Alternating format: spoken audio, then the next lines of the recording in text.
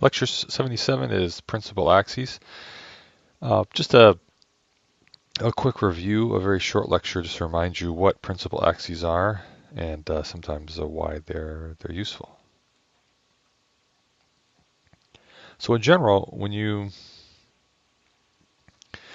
measure properties, you may end up, here I'm just going to show you a second rank tensor. You end up with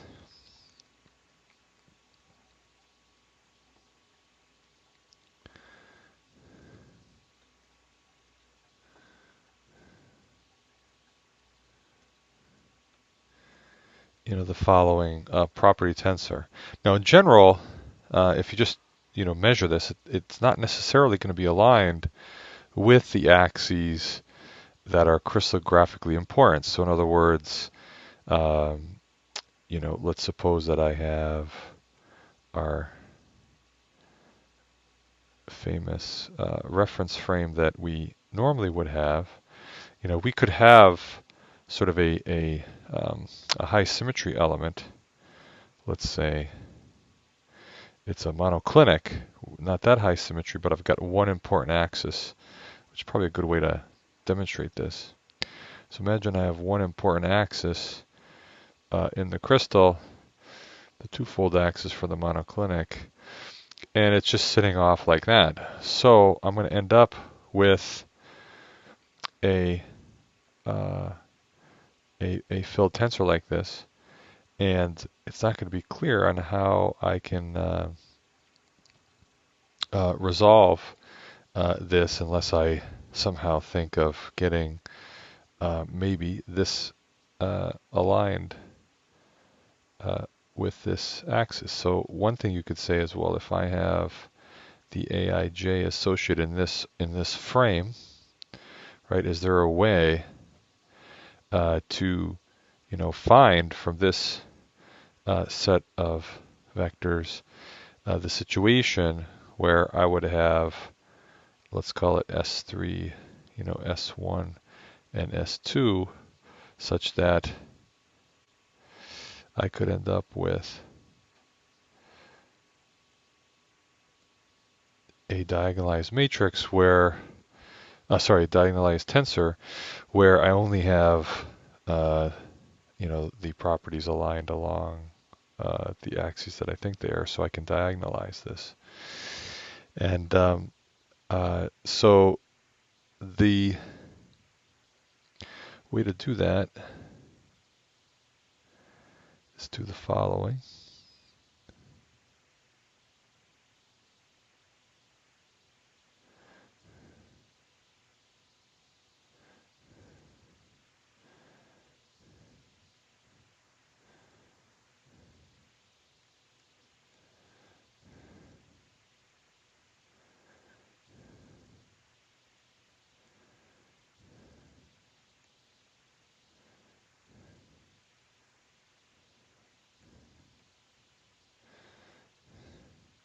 It turns out that if you set this 0 and solve for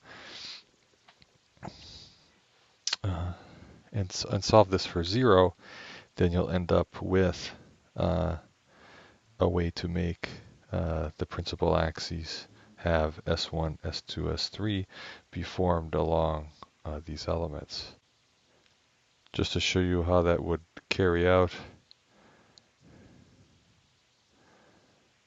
as you might recall, you take that one and then you evaluate the matrix A22 minus lambda A23, the determinant, A32, A33, and make let's say A33, make that determinant, and so that in turn is A22 minus lambda times A33 minus A32 times A23. And then of course you have a minus sign for the middle one, where then we say, A12 times A21. That's a 2, 1. A 2 3, A 3 1, and A 3 3 minus lambda, and then plus the last one, which is A 1 3 times determinant A 2 1, A 2 2. This should be familiar to you if you've had linear algebra or anything like that. Just a quick review to show you how to do that.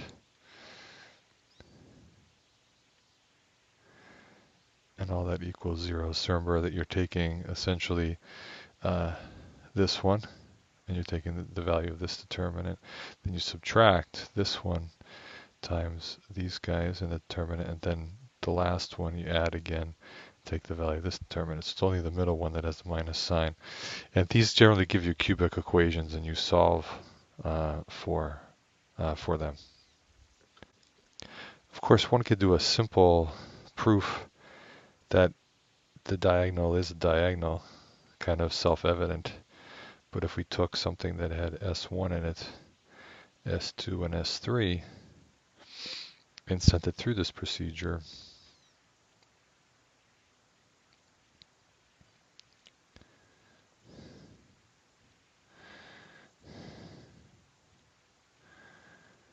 right, what we'd do is we would have a lambda put in there, and of course, doing this same kind of calculation, what we'd find out is that S1 minus lambda times S2 minus lambda times S3 minus lambda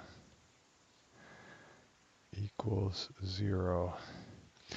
And of course what it says is, well, if lambda is S1, S2, or S3, and so of course that's indeed what we have here.